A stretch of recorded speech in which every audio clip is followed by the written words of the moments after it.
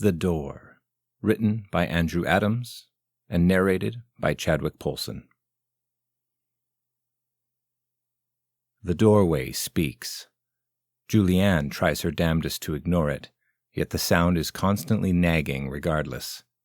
Ever since she moved into this house a few months ago, the seemingly ever-present white noise coming from behind the door has been a daily fixture of her experience.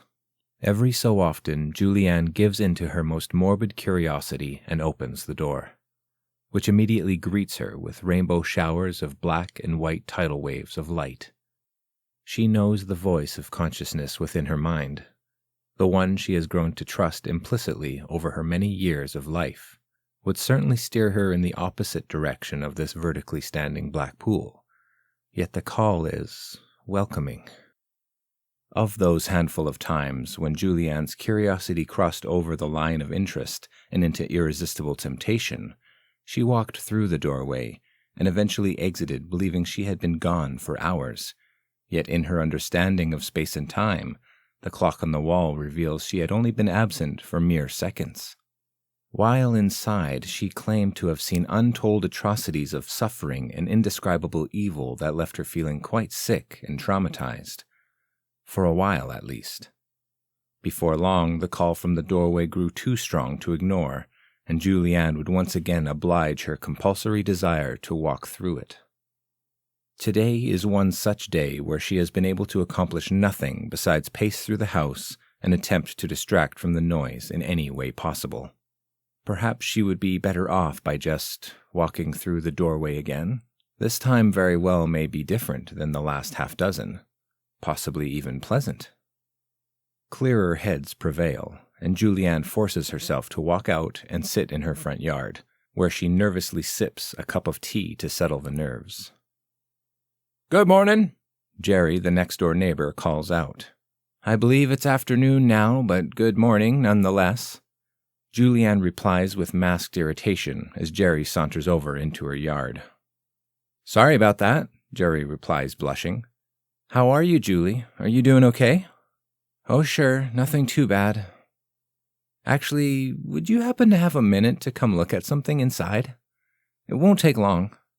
This may be the best opportunity she'll get to convince herself she hasn't gone insane. "I'd love to," Jerry exclaims. Yes, I would love to help if I can." "Great, I sure hope you can. Follow me upstairs and have a look at this door. It creeps me out." Jerry and Julianne walk inside and to the door in question, the door which has dominated her thoughts for most of her time living here. The vibration in the room is inescapable, although Jerry seems inexplicably unaware of such an energy change. "This door here?" He walks up to it and jiggles the handle. "It's locked, Julie. Is that the problem? You need help opening it?" "No!" Julianne shouts unexpectedly. "Sorry, no. That isn't the problem. I have the key over here. It's what's behind it that terrifies me. I don't know what to do anymore." "What, like a ghost?" Jerry smirks slightly. "You're going to tease me?" "I'm not teasing you. I'm here, aren't I? Just hand me the key and I'll take a look around. Hopefully that will give you some peace of mind." Julianne hesitates, but ultimately grabs the key from her pocket and holds it out hesitantly. She feels bad willingly putting someone else through this torturous experience, especially when that someone is as kind as Jerry. "Julie, you have to let the key go," Jerry says, grabbing the other side of it and lightly tugging. "Huh?" Julianne looks down at the key in both of their hands, although her knuckles are entirely white. "You have a death grip on that key," Jerry laughs. "You need to let me have it so I can help you, okay? You don't look well." Julianne laughs nervously, suddenly aware of the cold sweat enveloping her body. She relinquishes the key and stands still, awaiting whatever fate that may be for both of them in the room. Jerry holds the key up to his face and turns it around a few times, inspecting it. "How odd. I'm surprised nobody has changed the lock after all this time. This looks like an old skeleton key. I wouldn't be surprised if it's 100 years old." He looks over at Julianne and gives her a reassuring smile, then inserts the key into the door with a metallic click and pulls it open. An intense sense of dread overcomes Julianne as the entire atmosphere of the room changes in a severe pressure shift. Breathing becomes markedly more difficult. The air is cold, thin, and musty. The screams of thousands of years' worth of horrors shred through the silence, while Julianne remains catatonic. She wishes to reach out to Jerry and prevent him from running headlong into such repugnance until he steps his front foot inside. A smile forces its way out of her face as she imagines Jerry walking into darkness and losing his way back forever. She fantasizes about him facing endless suffering, the pain of every loss ever experienced all at once, and it makes her grin. Julie! Julie, wake up! Jerry is shaking her awake while she lays on the floor. How did she get on the floor? I'm awake. I'm fine, really. What happened? I was in the closet and talking to you, then I heard you hit the floor. Jerry answers with concern. Closet? You didn't see anything inside that door? Nothing weird? Julianne sits up in a hurry and nearly passes out again. Oh, take it easy. You're really pale. No, there's nothing in there, just an empty closet. Why? What do you see? Jerry stares at Julianne, concerned. It's hard to explain, but maybe I'm not actually seeing anything in there either. I don't know anymore, she says, dropping her head down in her hands. Are you sure you're all right, Julie? Maybe you shouldn't sleep in here for a few days. The energy or something could just be bad for you. I wish I could have been more helpful, but I just don't see anything out of the ordinary. I'm sorry. Julianne nods desperately, accepting defeat. Little does Jerry know, the ubiquitous pull from beyond this door does not end by simply walking through another. Nowhere in this house is safe. I locked it back up. The key will be here on your nightstand. Take care, Julie. You have my number. Please call if you need anything at all, okay? Jerry walks by and heads downstairs as Julianne remains on her knees, feeling utterly crushed under the weight of her own existence. It took a fair amount of effort, but Julianne was finally able to force herself to sleep after hours of drifting back and forth. She tossed and turned, drowning inside the creations of her unconscious mind without being able to provide even a hint of a barricade to these intrusive thoughts. Discordant rumblings speak to her from a faraway place, sounding as if the voice was whispering directly into her ear. Julianne bolts upright in bed, with her heart pounding out of her chest and sweating profusely again. The door, which she and Jerry surely locked earlier that day, is now ever so slightly ajar. Soft and inviting, blue light peers into her bedroom. That must be why she woke up. Of course, that light is too bright to sleep in the same vicinity while it's illuminating the room like that, so she gets up to shut the door and goes back to bed. Satisfied that the discomfort nagging her all night has been neutralized by shutting the door again, she falls to sleep quickly. Julie, you have to wake up, Julie. Look at me. After a brief 15 minutes of peaceful sleep, Julianne hears someone in the room coercing her back to consciousness. Upon realizing she lives alone and that nobody should be in her bedroom at this hour, she jumps awake to find a shadow-laden figure standing at the foot of her bed, obscured by the blinding light from behind it, although this creature looks familiar. Jerry? What the hell are you doing in my room in the middle of the night? Did you open the door? The door behind Jerry is now fully open, providing the light that hides his face still. I did. I just thought maybe you would feel better if we walked through that doorway, together. Let me help you. Jerry offers his hand to Julianne, assisting her to sit up in bed. I don't understand, Jerry. Why are you here, though? How did you get in my house? Julianne stammers while getting out of bed entirely. The front door was open. You must not have locked it after I left earlier, Jerry explains. The front door was open? Why did you even walk over here and try it? Don't get upset now. I'm here to make you feel better.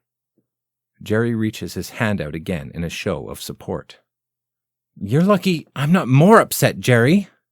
Although, I don't know I feel less and less angry by the second. I'm so exhausted. I almost can't even remember why I was angry in the first place. Julianne sits back down to catch herself. Easy there. Don't worry. Like I said, I'm here to help. By the time I leave, there won't be a single thing wrong with you. Jerry says with a smile, leaning forward far enough to finally reveal his face. Take my hand, and let's have a look at this doorway. I'm so scared of it. I don't want to look, Jerry. I just want to shut it and go back to sleep. I haven't slept well in months, ever since I moved in. That's why I'm here. I walked through that door and came out just fine. All we have to do is face it together, and you won't ever fear it again. Would I lie to you? Jerry smiles again. Well, I guess not. That would definitely be out of character for you, Julianne says, grabbing Jerry's hand and following his lead toward the wide-open door. I have to tell you, though, I have been through multiple times before, and each time it only gets worse. The things I've seen. Unspeakable things. You've never been through with someone, right? There's nothing to worry about, Julie. I also saw something in there earlier that should explain everything. Jerry begins walking to the door, slightly dragging Julianne to encourage her forward. As she approaches, the paralysis of fear forces her to pull back against Jerry's hand, stop dead in her tracks, and shake from head to toe. I can't. The screaming. So much pain. Jerry continues to smile at her and steps one foot through the doorway, tugging on her hand to encourage her through. Julianne forces one leg to move forward, then the other, before finally realizing she has stepped through the threshold once again. This time, though, the surrounding area is dark and desolate, only lit by the blue light from this side of the door. Jerry's smile fades as he points to a spot on the floor behind Julianne. What? She asks as Jerry shakes his arm to accent whatever point he is trying to make. Julianne turns around to find two bodies lying on the floor, one female and the other male. The female is decomposed, appearing to have been dead for at least a few months. How could this have been in her closet all this time? The male is freshly deceased. All the terror Julianne has been dreading for so long floods her senses as she realizes the bodies are hers and his. She turns in search of immediate answers just in time to witness the living Jerry dissolve to ash and crumble into a pile on the ground. Julianne runs for the exit, but trips over her own dead foot on the floor and falls flat on her face. Looking up in desperation, the radiant blue light begins to fade as the door slowly creeps and then slams shut, echoing through this vacuous chamber. Isolated in a room of infinite darkness, lying next to her own rapidly aging cadaver, Julianne finally breaks down and weeps. She weeps out of fear, she weeps out of months-long frustration, and she weeps for Jerry, whose death she directly caused. After an indeterminate amount of time, impossible to tell in this environment, Julianne rises to her feet and brushes her front side off. Straight ahead from her position, which her body was pointed toward when she fell, is where the doorway previously opened. Seeing no other options on the table, she marches back that direction in hopes of running into a door in the pitch black. Not knowing how far she has traveled or for how long, Julianne is certain the journey this time around has been much shorter than the last. Perhaps the door is only visible when someone opens it from the bedroom the way she did. That could take months, or years even, which would be an indeterminate amount of time if the two sides don't run parallel. And so, with no way to return from where she came, and nothing else to do, Julianne decides to sit down and think. She turns back to face where her dead body remains, and sees a microscopic light in the distance, this time appearing red. Well, it may not be the same doorway back to my bedroom, but it beats sitting around and waiting for something to happen.